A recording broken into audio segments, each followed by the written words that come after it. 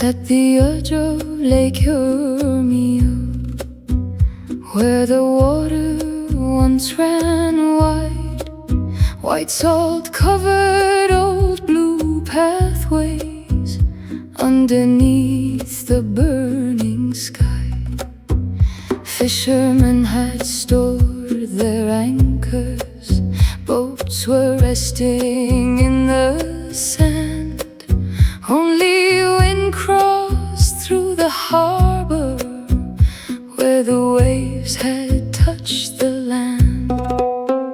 Then a child came from the shoreline with pink feathers in her hand, saying birds were trapped beyond them, where the lake became the land. Oh, the flamingos of Iranian, standing silent in the white, thin wings trembling in the sunlight, waiting for the coming night. Oh, the flamingos of Iranian, where the vanished water shone. If the lake could not release them, they would carry each one home.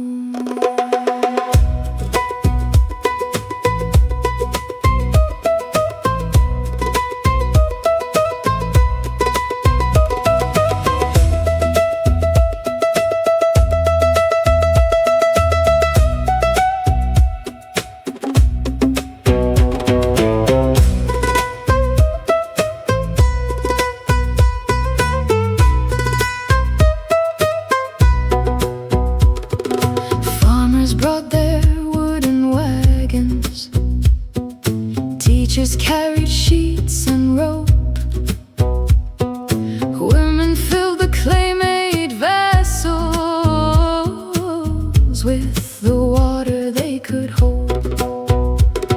They moved slowly through the salt fields where the ground could break below, lifting birds with careful fingers from the hardened crystal snow. Some were weak and barely moving, some still fought against the air.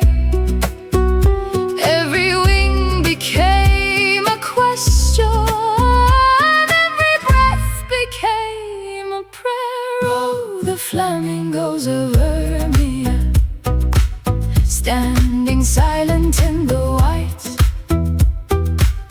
thin wings trembling in the sunlight, waiting for the coming night. Oh, the flamingos of Irania, no one counted time or cost.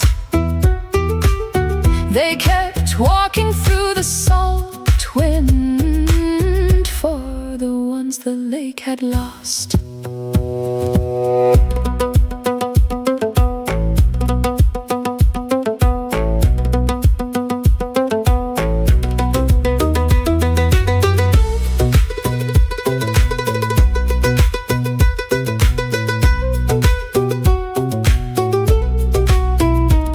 Near the village irrigation, they prepared a shallow stream, placed the birds beside the water, under cloth and tamarisk leaves. One by one the winds grew stronger, one by one they faced the west. When the evening cooled the salt plain, pink clouds lifted from the earth. No one spoke as they departed, no one tried to make them stay. They just watched the sky grow wider as the flock flew far away. Oh, the flamingos of Hermia, turning circles through the blue. For a moment all the dry land held the lake it once had known. Oh, the flamingos of Hermia left their shadows on the stone, and the people who had saved them did not feel the lake alone.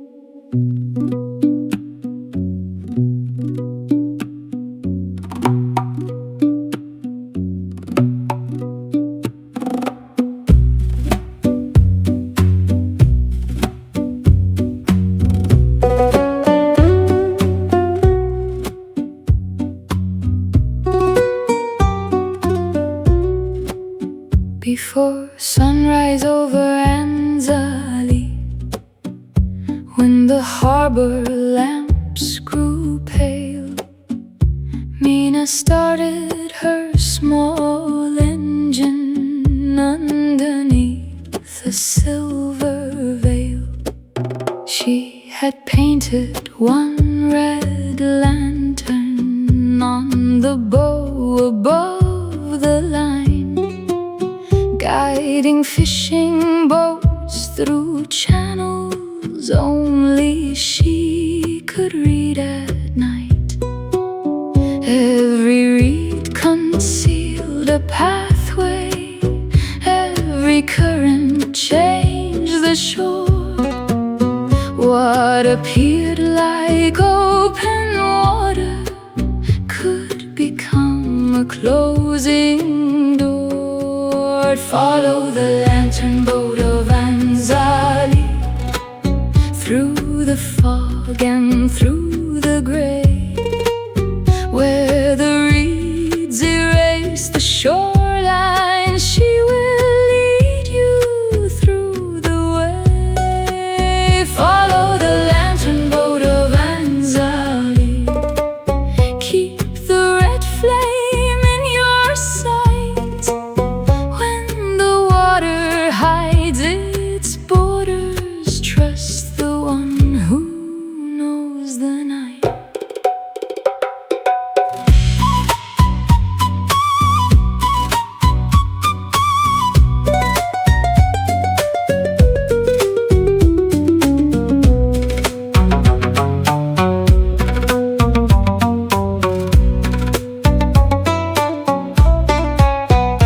Then the northern wind came turning, fog descended thick and low.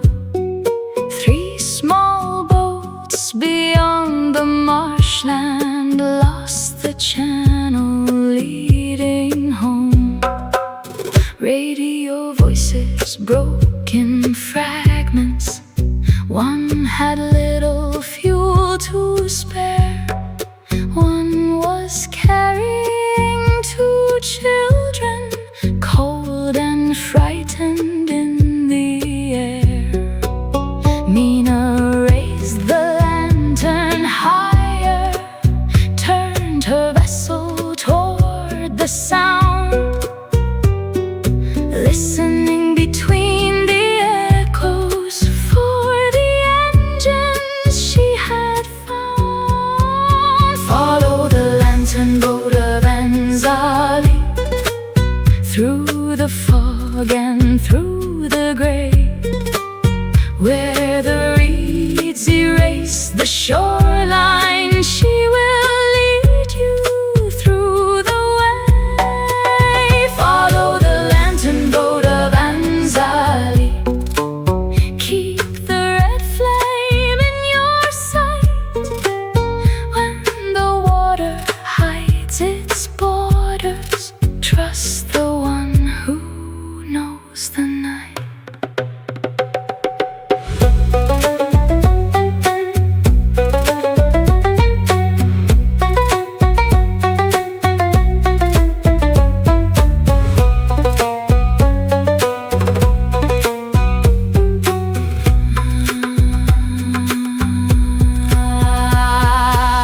Near the island of the herons, she heard metal strike the stone. Found the first boat by a sandbank with its broken anchor thrown. She tied rope from bow to bow, there led them toward the eastern mark. Then the other engines answered like small heartbeats in the dark. One by one they joined behind her, moving slowly through the reeds, till the harbor bells grew louder and the fog began to leave. Follow the lantern boat of Anzali. Now the morning finds the bay. Every vessel crossed the silence. Every child returned safe. Follow the lantern boat of Anzali. As the red light fades from sight, some are never called a hero, though they guide us through the night.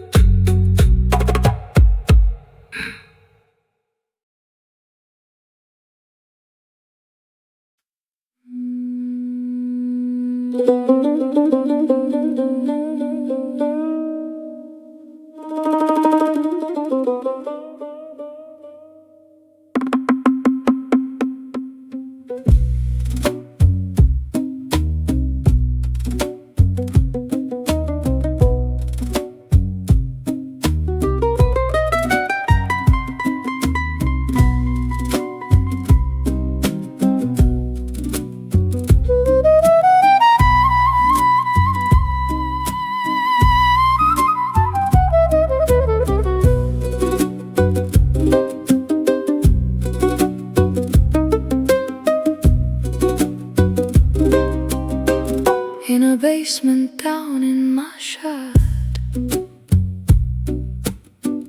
under shelves of paper files, lay 1,000 reels and cassettes, silent there for many years. Wedding songs from distant villages, poems spoken late at night, market calls and children laughing, captured under fading light. At a table near the window worked a woman named Parisa, cleaning dust from every ribbon, reading names erased by time. In the lost tapes of Mashhad, every silence held a sound, voices waiting in the darkness for the wheels to turn around. In the lost tapes of Mashhad, years could tremble, years could sing. What the city had forgotten still was living in the strings.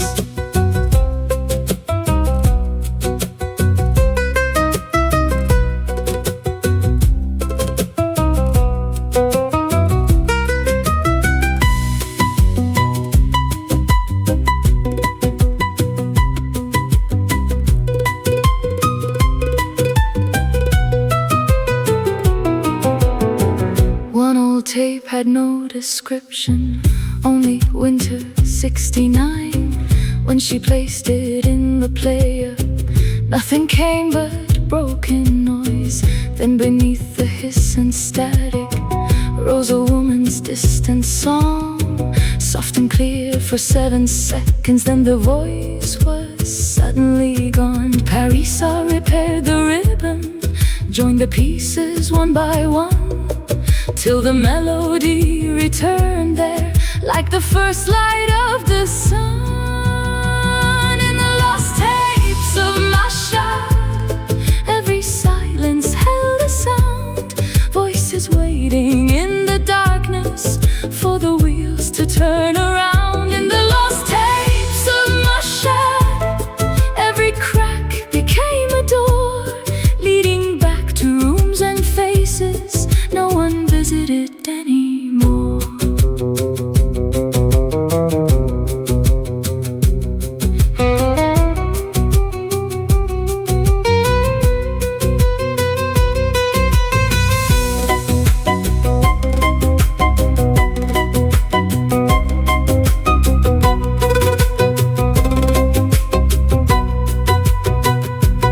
She played a song for local elders in a tea house near the square.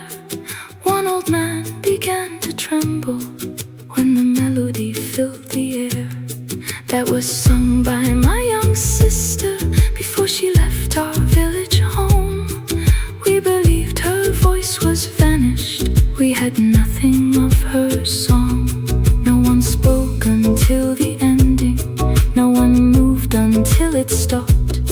Then the old man asked Parisa if she'd play it from the start. In the lost tapes of Mashhad, one small voice returned again, crossing years of dust and distance, crossing sorrow without end. In the lost tapes of Mashhad, nothing vanished without trace. Every song that found a listener gave the past another place.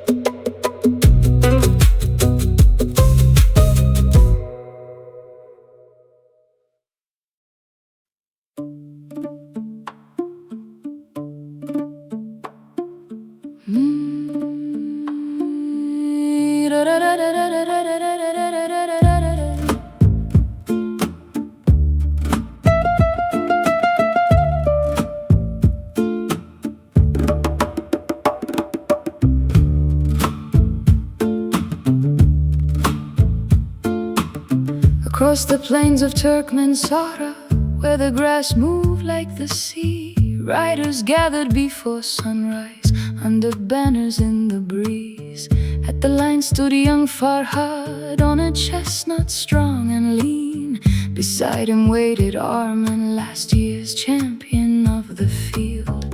They had trained through dust and winter, they had raced since they were boys. But that morning neither greeted, neither answered to the noise. At the last race in Turkmenistan, hear the pounding cross the ground. Every rider chased the horizon, every heartbeat was a sound. But the last race in Turkmenistan, only one could take the name. But the road beyond the starting line would change the meaning of the race.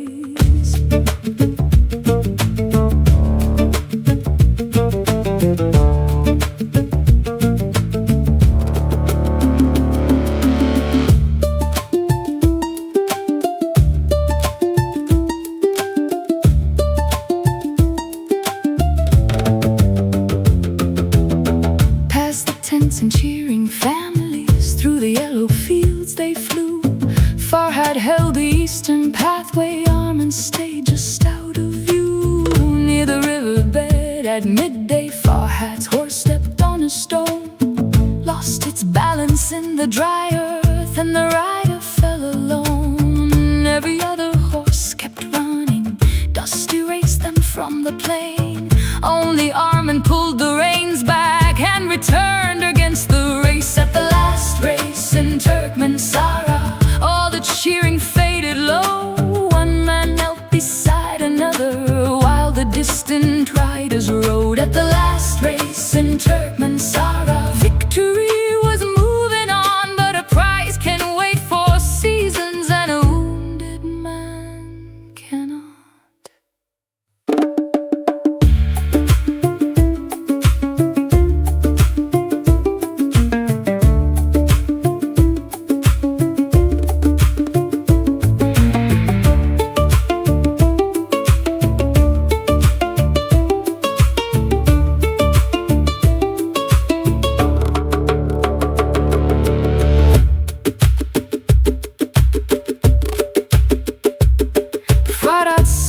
Go claim the finish, you have waited for this day. Armin lifted him to standing, said no race is worth that way. They wrapped the horse's injured ankle, used a scarf to hold it tight. Then they walked beside each other through the dust and afternoon light. When they reached the final distance, all the winners had been named. Still the crowd rose from the wooden stand, called for them the same. At the last race in Turkmensara, they arrived beneath the sun, not as rivals chasing glory, but as two who finished one. At the last race in Turkmensara, no gold medal marked their names. Still the story crossed the grasslands, long after people forgot the race.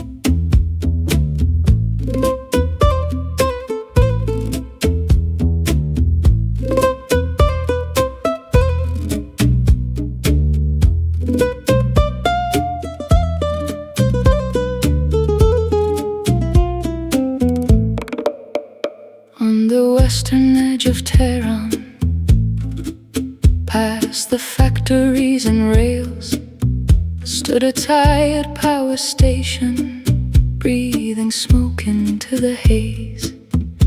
In the rooms beneath the turbines, night crews watched the meters climb, while the city fought the summer and the heat refused to die. Every rooftop fan was turning, every hospital stayed bright. No one knew the hands that guarded all the wires through the night. At the midnight power station, hear the engine shake the ground, keeping lights across the city, keeping darkness from the town. At the midnight power station, while the crowded streets grew still, every spark became a promise, every worker held the line.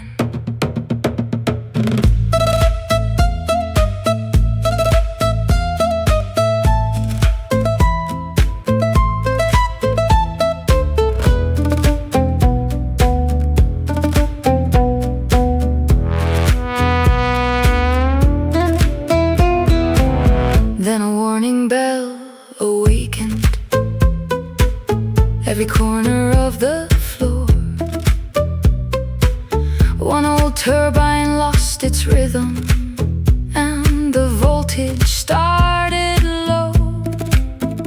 Elevators stopped between floors. Traffic signals disappeared. In the children's ward near Van Eyck, only red alarms were heard. The chief engineer said softly, "We have little time to spare." Then the crew crossed through the boiler room into smoke and burning air. At the midnight power station, hear the engine shake the ground, keeping lights across the city, keeping darkness from the town. At the midnight power station, no one worked for praise or fame. They just followed every cable till the current rose again.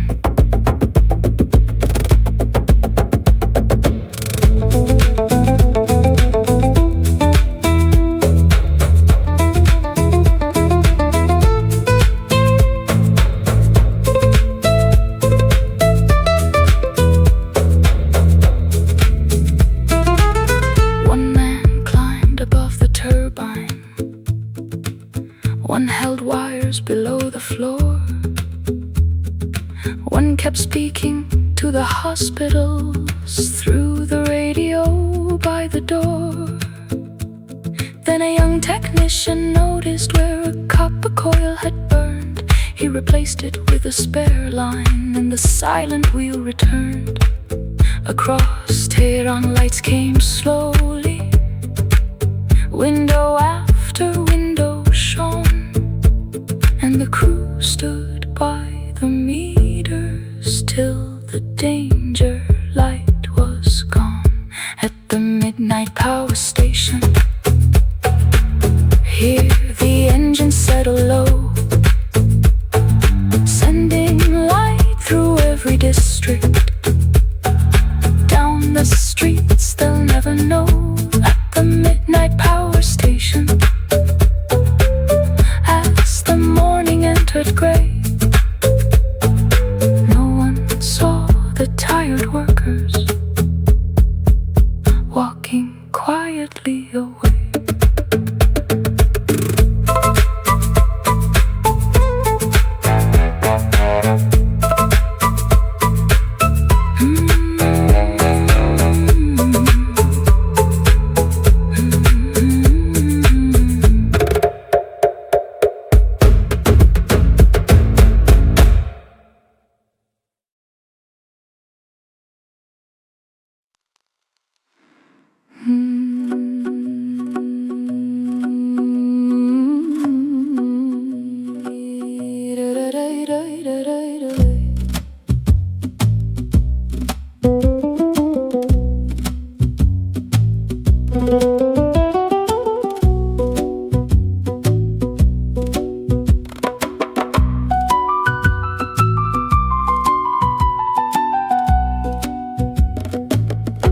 On the rooftops over Kazvin, past the chimneys glass and stone, Layla carried wooden boxes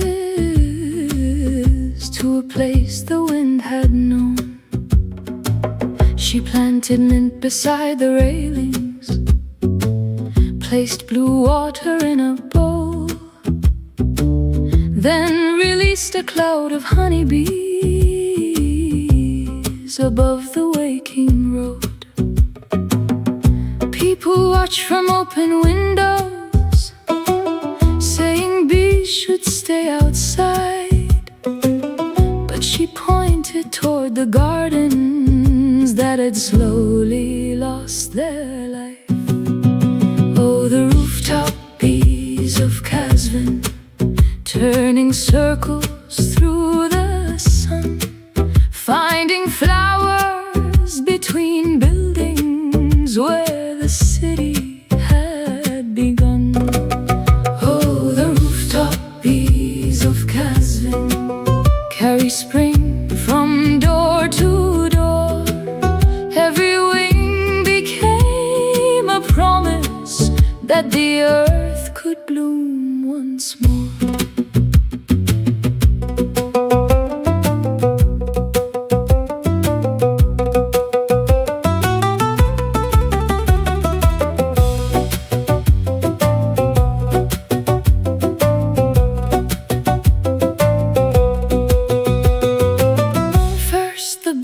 Found one small courtyard where a widow grew a vine. Then they crossed the schoolyard garden, past the roses by the shrine. Children planted thyme and clover, shopkeepers filled the window trays. Soon the gray and narrow rooftops held 100 shades of green. Every balcony grew brighter,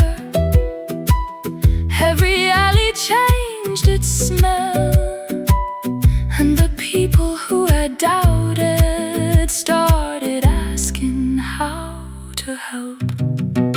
Oh, the rooftop bees of Kasvin, turning circles through the sun, finding flowers between buildings where the city had begun.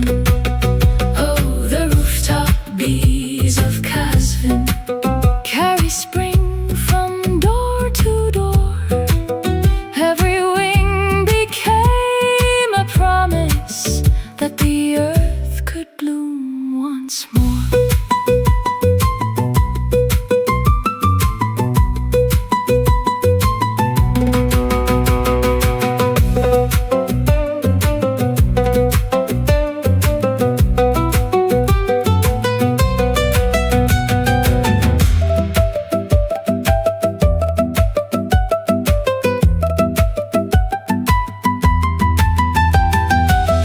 Then one evening came a windstorm, shaking signs and satellite wires. One hive slipped beside the railing, wooden frames fell through the flowers. Neighbors climbed the stairs with lanterns, carrying rope and sheets of white.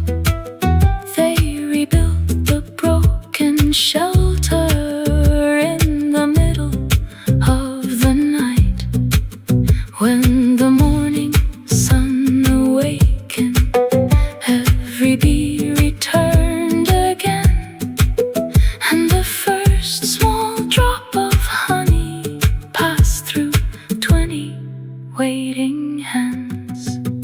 Oh, the rooftop bees of Kasvin, now the whole town knows your sound.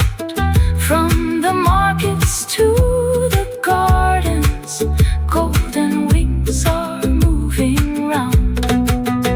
Oh, the rooftop bees of Kasvin, what began with one small hive turned the roofs into a meadow and brought quiet streets alive.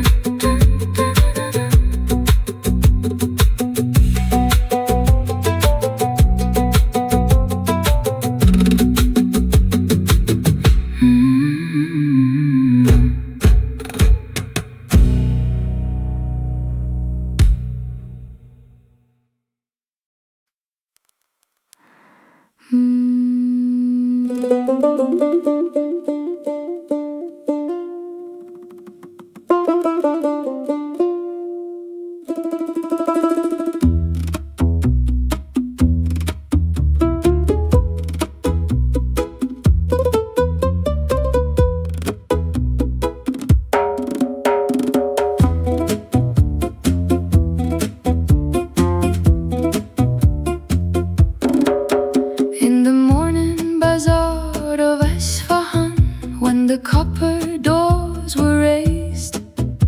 Merchants spread their silk and spices under roofs of blue mosaic. Near a mountain made of saffron sat a cat with amber eyes, watching every hand and basket like a merchant in disguise. When the seller turned to bargain with a traveler dressed in brown, little paws reached through the counter and the saffron disappeared. Run, little saffron cat of Isfahan, through the carpets, tea and gold, with a crimson bag between your teeth and the whole bazaar in tow. Run, little saffron cat of Isfahan, hear the laughing voices rise. Every doorway joins the chase now underneath the painted tiles.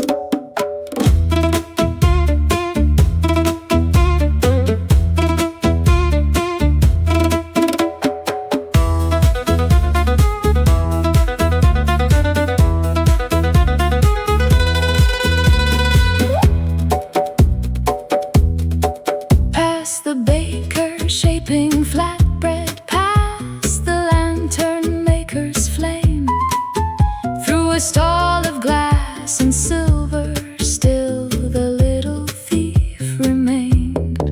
One old porter dropped his baskets, two young tailors left their thread, even guards forgot their duty as the cat ran on ahead. Then the bag began to open as it crossed the crowded square. Gold and red threads filled the sunlight, floating brightly through the air. Run, little saffron cat of Isfahan, through the carpets, tea and gold, with the fading bag between your teeth and the whole bazaar in tow. Run, little saffron cat of Isfahan, every corner knows your name. You have turned a quiet morning to a wild and laughing game.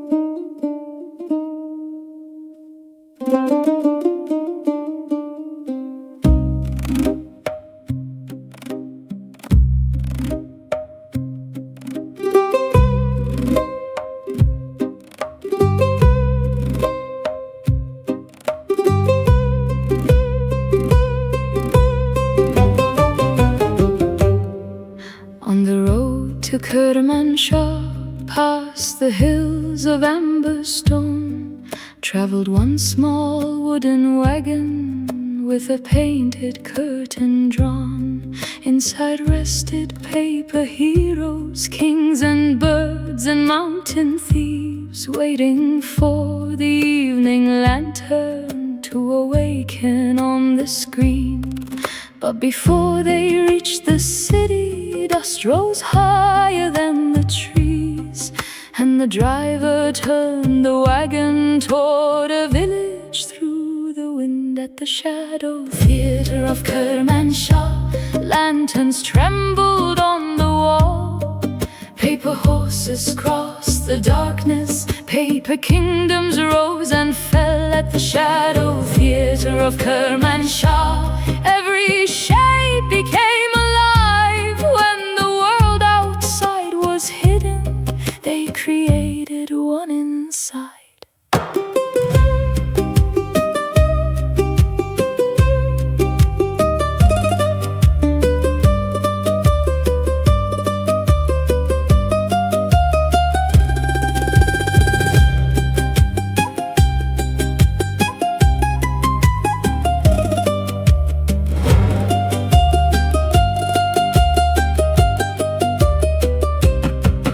Families gathered in a storehouse while the storm covered the road. Children listened to the rooftop as the heavy wind still roared. Then the puppeteer raised the curtain, but the lantern lost its flame.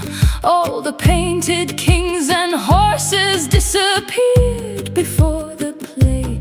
One small girl held up a candle, one boy stretched a cotton sheet. Soon a dozen little lanterns made the shadows move again. At the shadow theater of Kermanshah, lanterns trembled on the wall. Paper horses crossed the darkness, paper kingdoms rose and fell. At the shadow theater of Kermanshah, fear became a distant sound. Every child who held a candle kept the story moving round.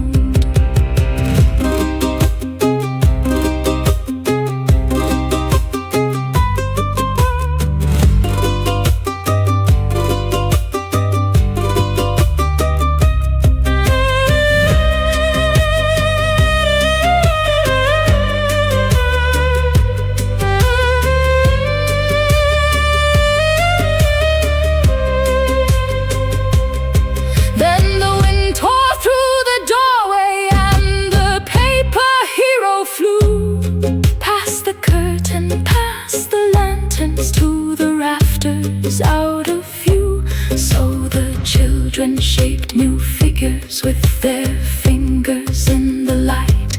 Birds became enormous dragons, hands became a mountain fight. No one followed written stories, no one knew how it would end. Every shadow changed its meaning, every stranger played a friend. At the shadow theater of Kermanshah, morning entered pale and gold. On the walls remained the outlines of the stories they had told. At the shadow theater of Kermanshah, when the storm had crossed the plain, they packed every paper figure, but the children kept the flame.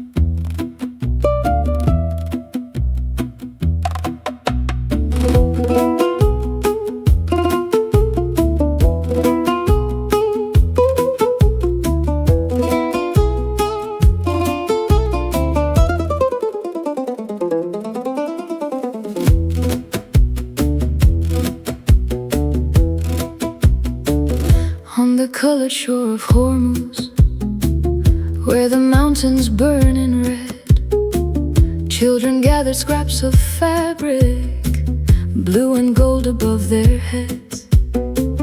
They made wings from fishing canvas, wooden frames from market crates, painted suns and silver fishes across every open space.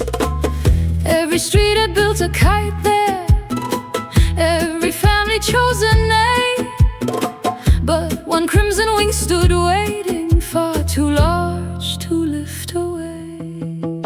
Fly, crimson kite of Hormuz, over cliffs of red and white. Carry every painted story through the warm and restless sky. Fly, crimson kite of Hormuz, let the island watch you rise. What was built by many hands now belongs only to the wind.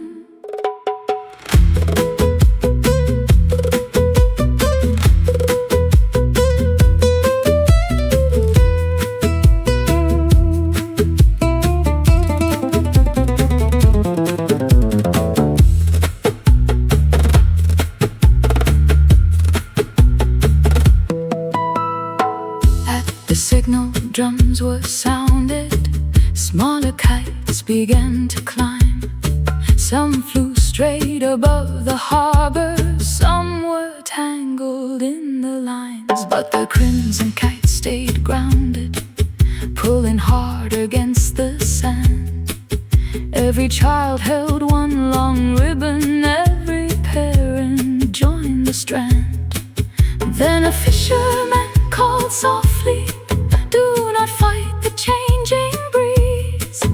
Let it turn the wing beside you, let the rope begin to breathe." Fly, crimson kite of Hormuz, over cliffs of red and white. Carry every painted story through the warm and restless sky. Fly, crimson kite of Hormuz, past the boats and island stone. Every hand that tried to hold you must now learn to let you go.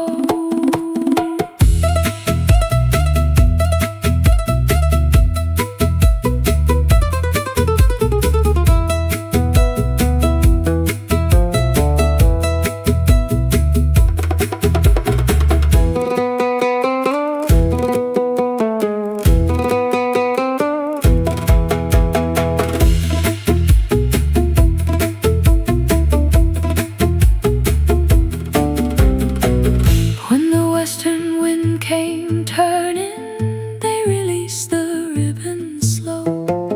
First the wooden frame was shaking, then the crimson wing let go. It rose higher than the lighthouse, higher than the gulls could fly, casting red across the water like a doorway in the sky. Every rival dropped their own lines just to watch the great kite sail, and the island stood together as it vanished through the pale. Fly, crimson kite of Hormuz, though your colors leave our sight, you have carried all our stories far beyond the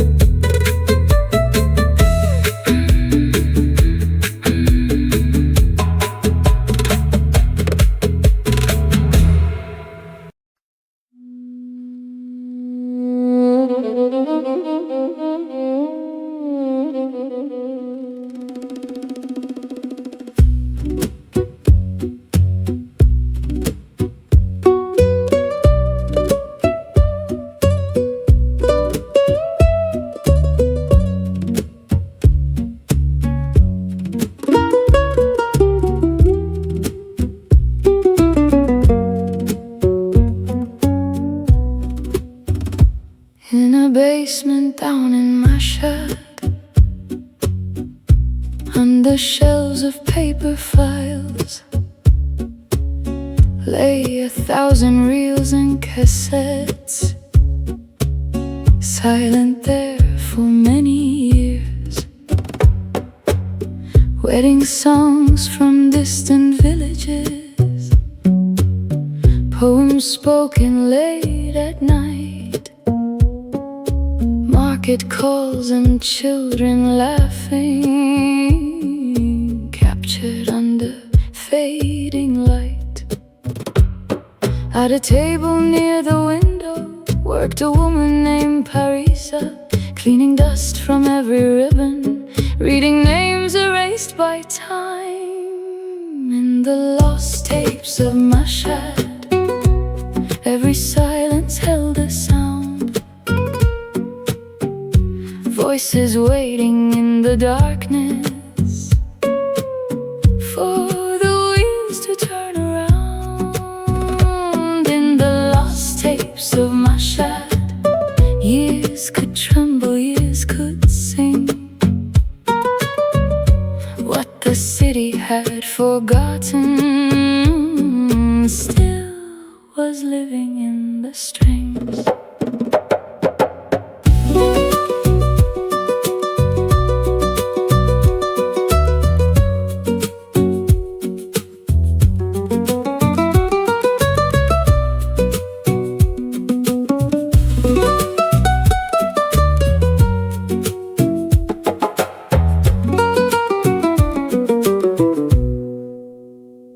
One old tape had no description, only winter '69.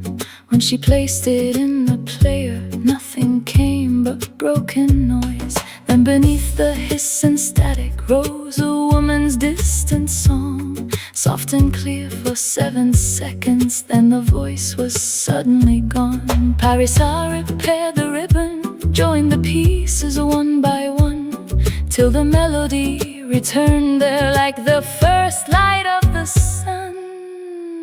In the lost tapes of Mashhad, every silence held a sound, voices waiting in the darkness for the wheels to turn around. In the lost tapes of Mashhad, every crack became a door, leading back to rooms and faces no one visited anymore.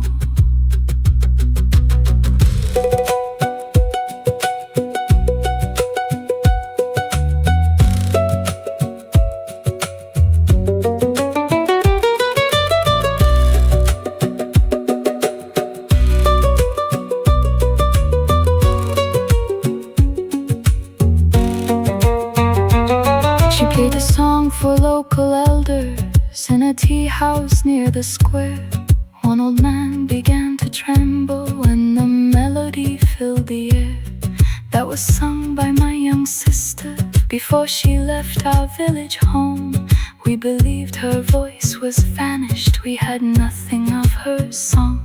No one spoke until the ending, no one moved until it stopped. Then the old man asked Parisa if she'd play it from the start. In the lost tapes of Mashhad, one small voice returned again, crossing years of dust and distance, crossing sorrow without end. In the lost tapes of Mashhad, nothing vanished without trace. Every song that found a listener gave the past another place.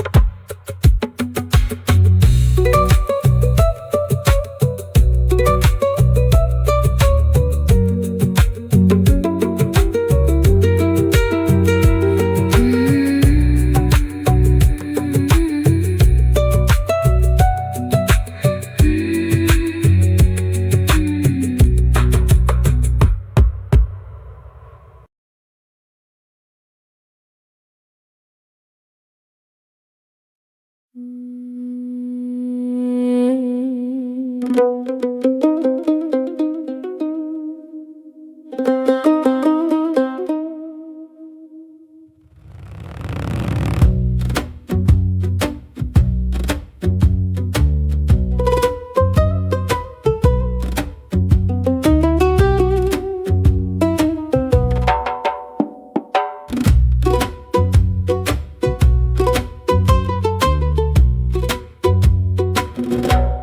the western edge of Tehran, past the factories and rails, stood a tired power station, breathing smoke into the haze.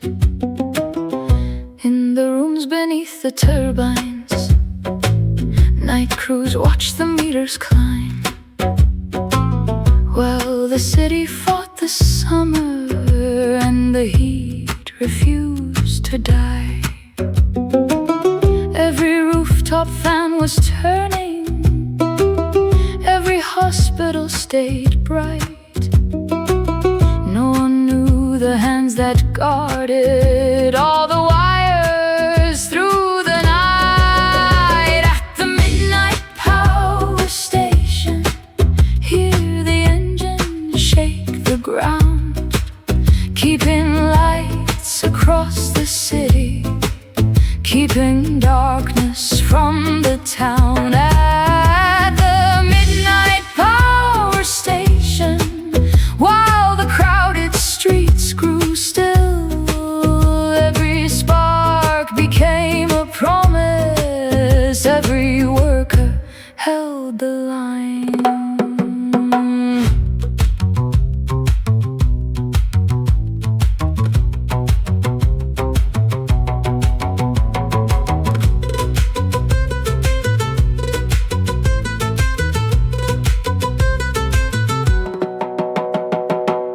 Then a warning bell awakened every corner of the floor. One old turbine lost its rhythm and the voltage started low. Elevators stopped between floors, traffic signals disappeared. In the children's ward near Van Eyck, only red alarms were heard. The chief engineer said softly, "We have little time to spare." Then the crew crossed through the boiler room into smoke and burning air. At the midnight power station, hear the engines shake the ground, keeping lights across the city, keeping darkness from the town. At the midnight power station, no one worked for praise or fame. They just followed every cable till the current rose again.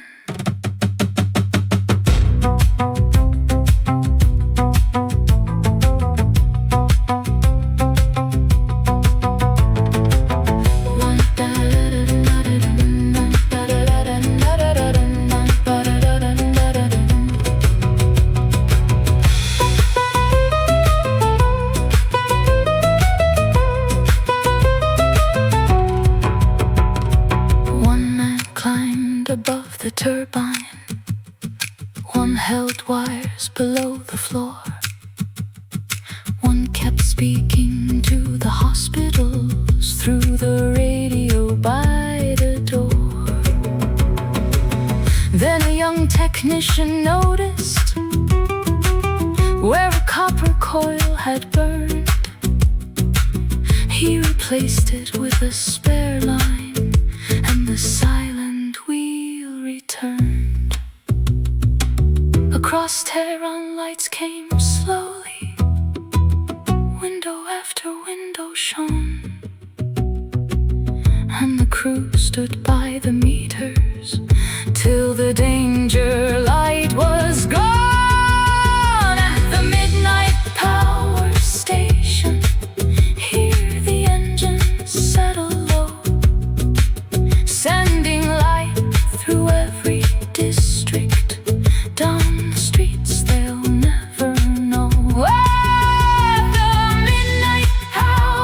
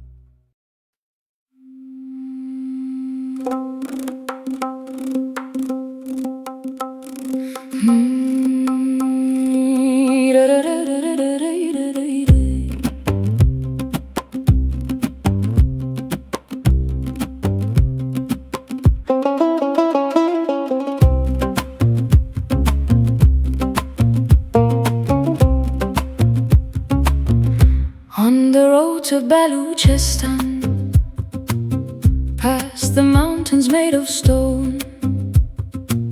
Drove a faded blue old van through the villages alone. Shelves were fixed along the windows, books were tied with cloth and string, maps and stories, poems and legends, every page carried a wing. When the children heard the engine, they would gather by the road, waiting for the painted doorway and the worlds it always brought. Oh, the blue library of Baluchistan, rolling underneath the sun, carrying 1,000 journeys where no railway ever ran. Oh, the blue library of Baluchistan, every village knew its sound. When the doors were opened slowly, distant worlds came pouring out.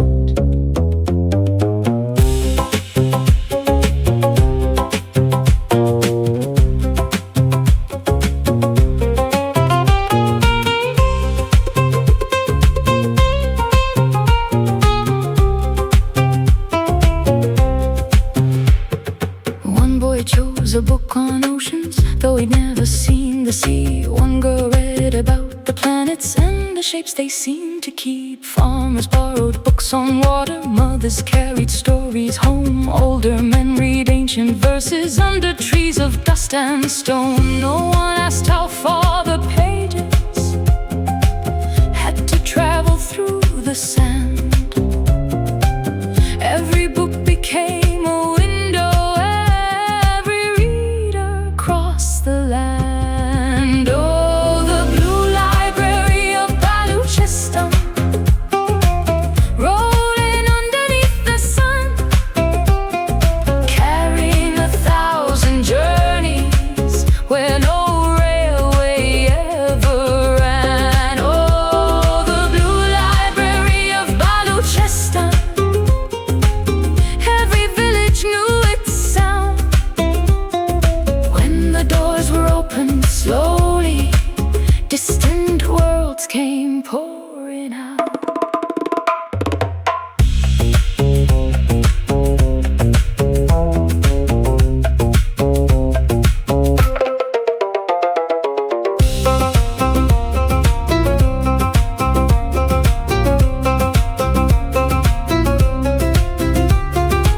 Then one morning near the border, heavy rain destroyed the way. Mud had covered half the roadway, and the van could not escape. Children came with wooden shovels, farmers brought a rope and chain, working shoulder close to shoulder through the cold and falling rain. When the wheels began to turn again, no one hurried from the road. They just placed the books back gently and prepared the van to go. The blue library of Baluchistan, rolling toward another town, leaving stories in the houses, taking new ones further down. The blue library of Baluchistan, every road became a line,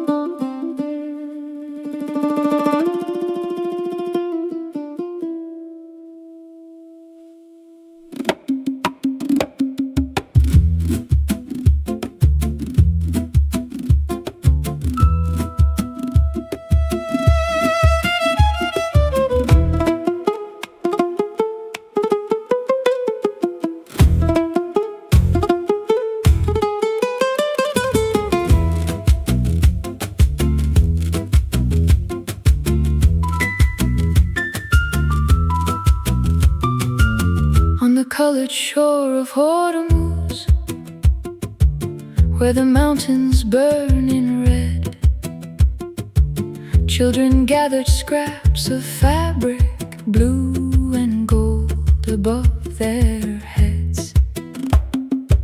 They made wings from fishing canvas, wooden frames from market crates, painted suns and silver fishes across every open space. Every street had built a kite there, every family chose a name, but one crimson wing stood waiting, far too large to lift away. Fly, crimson kite of Hormuz, over cliffs of red and white. Carry every painted story through the warm and restless sky. Fly, crimson kite of Hormuz, let the island watch you rise. What was built by many hands now belongs only to the wind.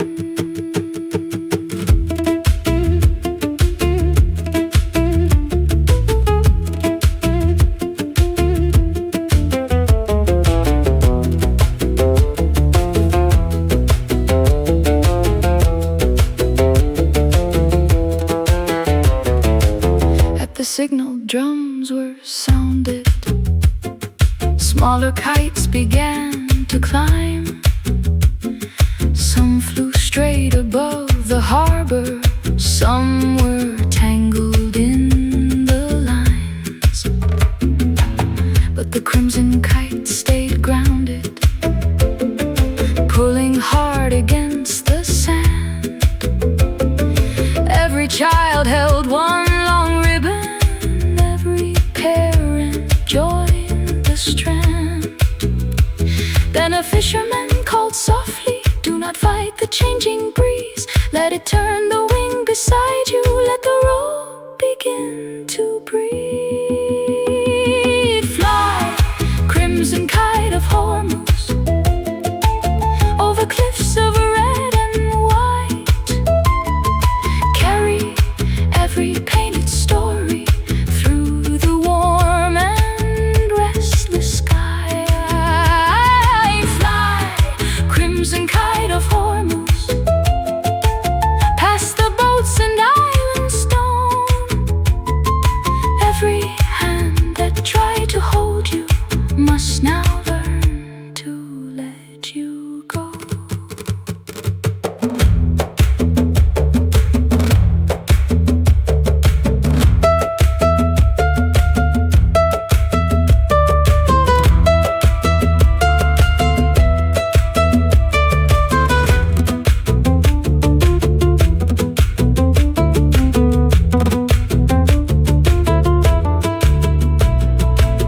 When the western wind came turning, they released the ribbon slow. First the wooden frame was shaking, then the crimson wing let go. It rose higher than the lighthouse, higher than the gulls could fly, casting red across the water like a doorway in the sky. Every rival dropped their own lines just to watch the great kite sail, and the island stood together as it vanished through the pale. Fly, crimson kite